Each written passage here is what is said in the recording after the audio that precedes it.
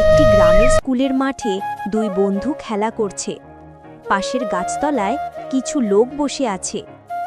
হঠাৎ রাহুল হেরে যায় আর রেজে গিয়ে সুমনের সাথে ঝগড়া শুরু করে। তুই সব সময় আমাকে ফাঁকি দিয়ে জিতিস, আমি তোকে আর বন্ধু মানতে চাই না। রাহুল, এটা তো শুধু খেলা, এত রাগ করার কি আছে? চুপ থাক, আজ তোকে আমি শিক্ষা দেব। তুই এরপর কি করে জিতিস আমি সেটাই দেখব। রাহুল, থামো। ছোট্ট একটা খেলার জন্য এত রাগ কেন? দেখো ওই শুকনো পাতার মধ্যে ছোট্ট আগুনটা কিভাবে জ্বলছে। ওতে আবার কি হলো? এই মাস্টারশালা কোন কথার মাধ্যমে কি বলতে হয় সেটাই জানে না। এই ছোট্ট আগুনটাকে যদি এখনই নিভিয়ে দিই, হাত দিয়েই নেভানো যাবে।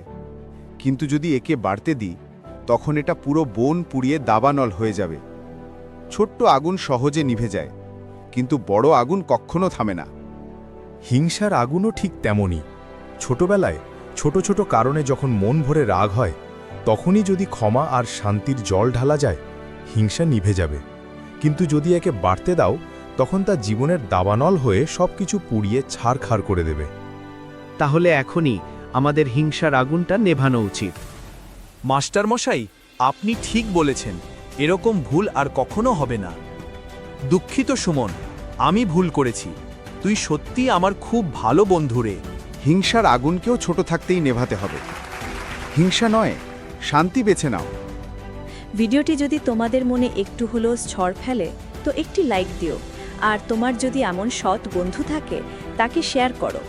আর এরকম শিক্ষামূলক ও মনোমুগ্ধকর ভিডিও পেতে আমাদের চ্যানেলকে সাবস্ক্রাইব করতে ভুলো না যেন।